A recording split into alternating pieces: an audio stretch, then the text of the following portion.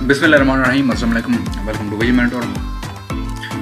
मेरे शहजादे और शहजादियों, कैसे आप सब लोग? उम्मीद है आप सबके जो पेपर हैं वो बहुत अच्छे हो रहे होंगे। अब क्वेश्चन यहाँ पे ये आता है हर स्टूडेंट के जहन में कि हमारे पास जो वीडियो की ग्रेडिंग स्कीम है वो तो पता है हमें, जो वीडियो की मार्क्सिंग स्कीम है वो क्या है, ये किस तरह, मतलब अब 5% है क्विज़ की, 10% असाइनमेंट्स की, 25% है मिड टर्म्स की, 60% है फाइनल टर्म की।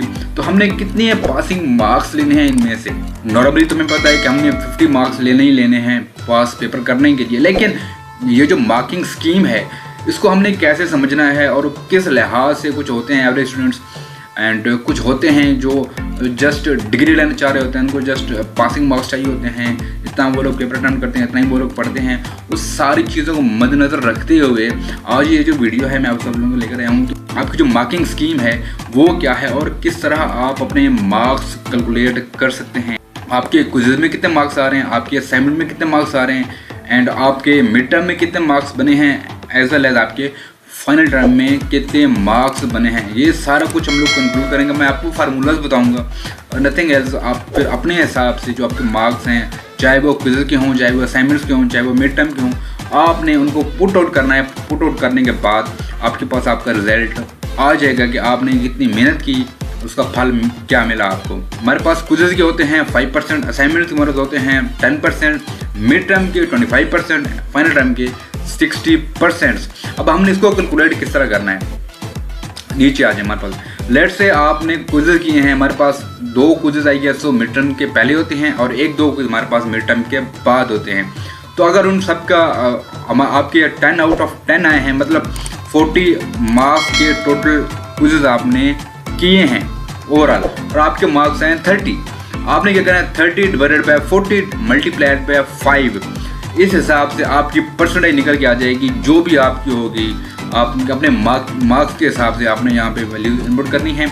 आप ये फार्मूले के जरिए आप इनको पुट करेंगे तो आपका रिजल्ट आ जाएगा। नेक्स्ट आ रहा है असाइनमेंट। लेट से आप एक असाइनमेंट होती है हमारे पास मिड से पहले और एक होती है मिड के बाद, तो मीन्स टोटल 40 होगा। अगर आपके दोनों में से 40 आउट ऑफ 40 हैं तो आपने यहाँ 40 डिवाइडेड बाय 40 मल्टीप्लाइड बाय 10 आपके आ जाएंगे जो भी आपके मार्क्स बनेंगे। नाउ मिड टर्म के, लेट से मिड टर्म का पेपर होता है 40 मार्क्स का, ठीक है। अब 40 में से आपने कितने लिए हैं नंबर? 15 लिए हैं, 20 लिए हैं, 25 लिए हैं, 30 लिए हैं, जितने भी लिए हैं आपने वो यहाँ में पुट करने हैं, डिवाइडेड बाय 40 करना है एंड मल्टीप्लाइड बाय 25।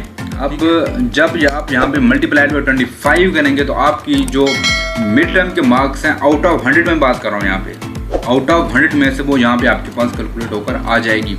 नेक्स्ट आपके पास फाइनल टर्म है, उसमें 80 मार्क्स का पेपर होता है, उसमें जो वेटेज है आउट ऑफ 100 में से वो 60 है। आपके जितने भी मार्क्स आए हैं, नॉर्मली हमें पता तो नहीं होता, बल्कि आप पेपर करके आते हैं आपको अंदाज़ा हो जाता है कि मैं कितने मार्क्स लूँगा या लूँगी। तो आपके पास आए वो नंबर आप वो डिवाइड करेंगे 80 के साथ, मल्टीप्लाई करेंगे 60 के साथ, तो आपके फाइनल टर्म में जो भी आपकी वेटेज बनेगी वो आपके पास आपकी निकल के आ जाएगी। अब मसला यहाँ पे मैं आपको ये बता दूँ कि नॉर्मली हम लोग जो पेपर करके आते हैं हमें अंदाज़ा हो जाता है। अब मैं फाइनल को यहाँ पे स्किप करूँगा, मैं आ जाऊँगा quiz, assignments and mid term पर, क्योंकि ये जो सेक्शन है हमारे पास, ये हमारे पास इम्पोर्टेंट सेक्शन है। वो इसलिए इम्पोर्टेंट है कि ये वो मार्क्स होते हैं जो हमें पता होता है, ठीक है। उस लिहाज से हमने अपना फाइनल टर्म प्रिपेयर करना होता है, उस लिहाज से हमने अपना फाइनल टर्म पेपर अटैम्प्ट करना होता है, उसमें मार्क्स लेने होते हैं। अब बात यहाँ पे जो टेक्निकल बात यहाँ पे है कि आपके नॉर्मली हमारे क्विज़ में 5 to 7 मार्क्स नॉर्मली आ जाते हैं, किसी 2-3 भी आ जाते हैं, ठीक है। जितने भी आप वेटेज लेंगे, लेट्स सपोज आपके बने हैं 20 मार्क्स या 10 मार्क्स या 5 मार्क्स आपके बने हैं ओवरऑल क्विज़ की वेटेज। असाइनमेंट्स से आपने पूरे नंबर लिए तो वो आपके पूरे 10 नंबर मिलेंगे आपको। नेक्स्ट हमारे पास आ रहा है आपका मिड टर्म। मिड टर्म में आपने 10 नंबर लिए फॉर एग्जांपल, 15 लिए फॉर एग्जांपल। अब 5 हमने यहाँ पे कर दिए, 10 यहाँ पे कर दिए, हमने 10 यहाँ पे कर दिए, 5 हमने यहाँ पे कर दिए, 10 हमने यहाँ पर कर दिए। कितने हो गए? 15 प्लस 15 कितने हो गए? 30 हो गए, ठीक है जी। 15 प्लस 15 30 हो गए। या आपके कम हैं 12 हैं मिड टर्म के, तो मतलब 22 हो गए, या आपके 30 हो गए, या 35 हो गए। मैं ओवरऑल बात कर रहा हूँ। अब यहाँ पे बात यह है कि हमने फाइनल टर्म में कितने मार्क्स लेने हैं। अब जब आप इस सारे को कैलकुलेट कर लेंगे, assignments, quizzes and mid term को जब आप कैलकुलेट कर लेंगे तो आपके पास बचेगा फाइनल टर्म। और लेट्स सपोज आपके आ गए हैं 25 मार्क्स आउट ऑफ इन सारे आपने कैलकुलेट किया, तो आपके बने 25 मार्क्स या 30 मार्क्स या 20 मार्क्स। तो उस लिहाज से आपने अपने फाइनल टाइम में चाहे 40 लेने हैं, चाहे 25 लेने हैं, चाहे 20 लेने हैं या चाहे 15 मार्क्स लेने हैं, वो फिर आपका डिपेंड करेगा फाइनल टर्म। अब ओवरऑल मैं आपको ये बता दूंगा, अगर आपका ऊपर से मार्क्स कम भी आते हैं मिड टर्म में, क्विज़ में, असाइनमेंट में अगर आपके मार्क्स कम भी आते हैं तो आपके पास एक चांस होता है फाइनल में, क्योंकि 80 मार्क्स का पेपर होता है, तो आप इसमें से अबिलिटी ज़्यादा होती है बाकी सब में से, तो आप इसके पास अपना पेपर पास कर सकते हैं।